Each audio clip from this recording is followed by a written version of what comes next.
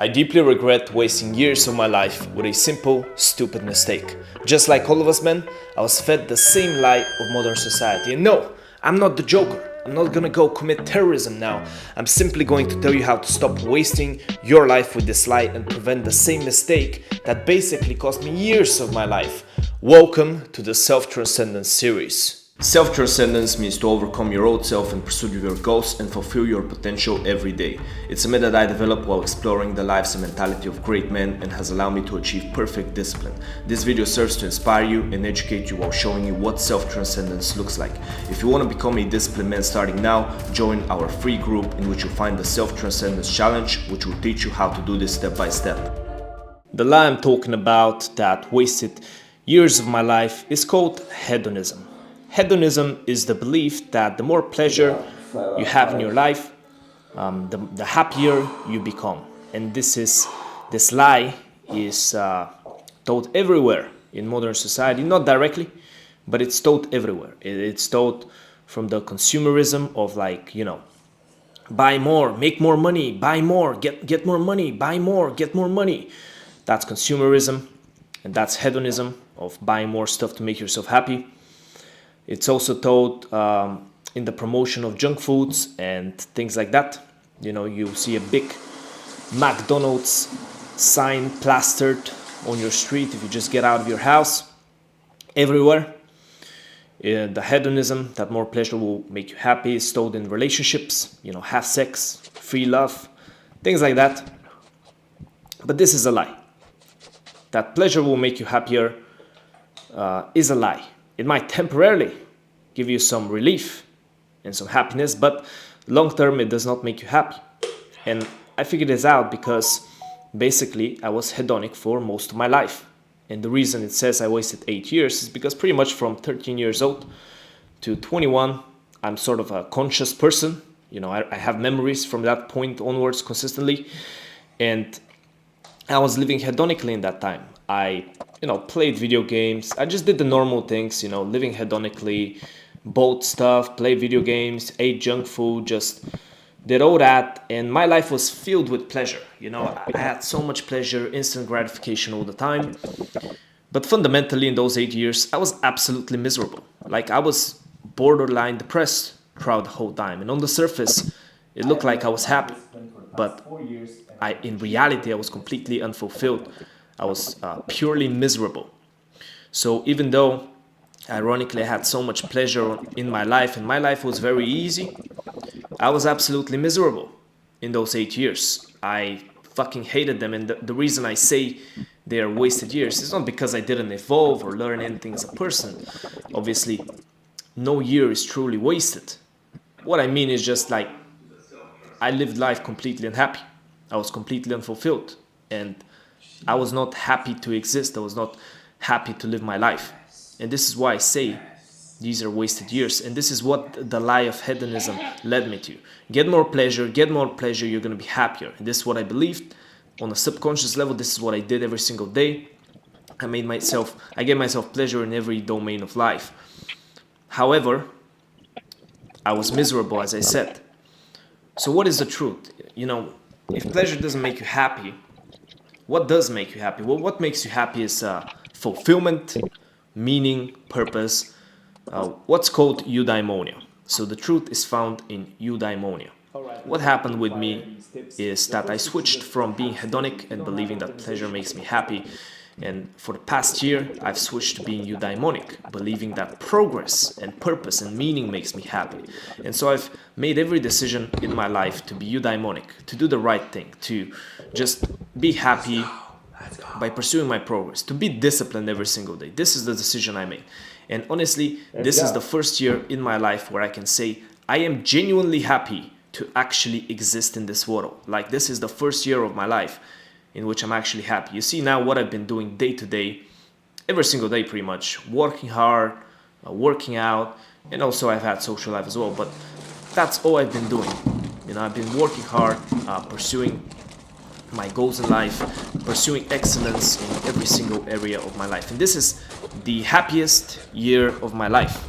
It's the only eudaimonic year, is the only year in which I've had discipline and I've not pursued pleasure like a little rat, and it's the happiest and most fulfilling year of my life, and I'm living this way for the rest of my life. Like, I'm never going back to the mentality that the more pleasure I have in my life, the better. So eudaimonia is the truth. Eudaimonia is the best thing for happiness. Because let's now compare the eudaimonic versus hedonic life in every single area, every single domain. Starting with the mind. The hedonic mind is weak. It lacks discipline. Hedonic people don't have self-discipline. That's the type of people they are. This is why they pursue pleasures all the time. Whereas the eudaimonic person does have discipline. He has to do the right thing, which leads him to doing difficult things like working out every day because he knows that's the right thing for his body. And this develops his mind. He becomes a very disciplined, strong person. So on a fundamental level, in terms of mental development, eudaimonic people are way more developed just because they have to do a lot of harder things because they pursue excellence. They don't pursue just pleasure. Also, let's compare the body. So the body of a hedonic person, obviously, if you're hedonic, if you chase instant pleasures, that means you eat a lot of junk food, you don't really go working out consistently, you don't do any of that. And this leads to obviously an ugly, unhealthy body. If you're eudaimonic on the other hand, and you do the right thing, even though that it doesn't give you instant pleasure, and it's not the most pleasureful thing all the time, but you eat healthy most of the time, and you work out every day, well, your body looks like my body looks. Let's compare the, sort of professional life. Hedonic people will chase as much money as possible and then spend as much money as possible. They're sort of, in a sense, materialistic, and this makes them miserable in terms of their job and what they work every single day. Whereas eudaimonic people, they don't necessarily chase money, although if you're smart, you should be able to make money, but I don't think eudaimonic people don't chase money and don't base their career off of money. They base it off of enjoyment and what they're passionate about. This means that they get real fulfillment and purpose out of their work. Plus, they don't spend their money on bullshit, so they don't waste a lot of money, and they don't need a lot of money to live simply because they don't waste the money. So that's how eudaimonia helps you in that regard. And also, the hedonic people, when it comes to their social life, because they seek instant gratification, especially sexually, they lack any depth to their actual relationships.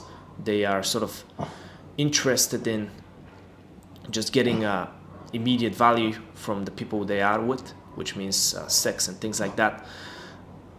Whereas the eudaimonic person, he values love, he values depth in the relationships, which sometimes doesn't give instant gratification. To maintain a good friendship, you have to sometimes self-sacrifice. To maintain a good romantic love relationship, you have to self-sacrifice. So eudaimonic people have depth in their relationships, but it's not easy. So as you can see, in every area of life, being eudaimonic, having that mentality that doing the right thing and progressing is much better than being hedonic and having the mentality that you need to get the instant pleasure, the instant gratification. And this is the lie that we are told in modern society. Now, this is the misconception people make. So people think that if you give up junk foods, for example, let me give you an example. Someone wants to give up junk food and they want to get a healthy, fit body. They want to live healthy, but all their life they've never worked out and they've ate junk food. What the misconception here is, and what the mistake people make, is that they think that once they give up the junk food, once they give up or they start working out every day, their life is gonna suck. But this is not true. This is not true. Yes, it sucks at the start. By the time you actually get used to it, it actually sucks, because the pain and difficulty of doing it, you don't feel fulfillment from it yet, and it feels very difficult because you don't get the fulfillment, you don't have the results yet. But at the same time, you also, your brain craves the hedonic pleasures that you're used to before.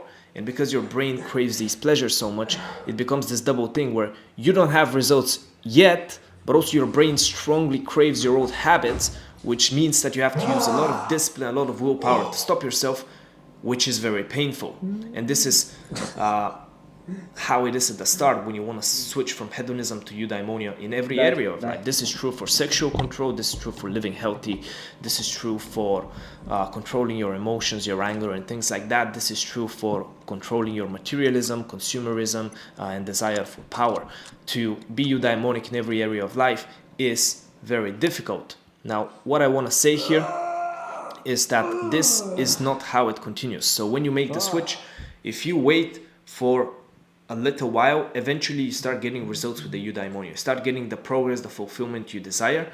And this basically leads to you being happy doing it. And there is a point in time in which the habit of doing the bad habit, for example, eating the junk food, becomes weakened, and then the fulfillment from not having eaten the junk food, aka you getting results with your body, becomes stronger than the bad habit, and at that point discipline becomes easy. So it doesn't feel torturous anymore. So the hedonic to eudaimonic path is, the switch is very difficult, but eventually you actually get it done. And if you stay for 1 to 2 years, you get it done for 1 to 2 years, afterwards it's not easy, and you actually live a 10 out of 10 fulfilling life. So if you want to live a good life, please consider that hedonism, pleasure, does not make you happy, and that you actually need to do and pursue excellence in every single area of life. Be eudaimonic, not hedonic. So did I self-transcend today? Well, before I reveal to you the top secret, let me read out a few comments. First, Levi Floyd says, bro, where you live? You want a job in Oklahoma? I'm in Europe, so I don't want this mysterious job. I do wonder what this is. This is I'm very curious about what the job in Oklahoma is going to be, but I'm probably not going to come. It does sound like an offer from like a free candy van, so it's very suspicious, very suspicious. So just moving on to the next comment.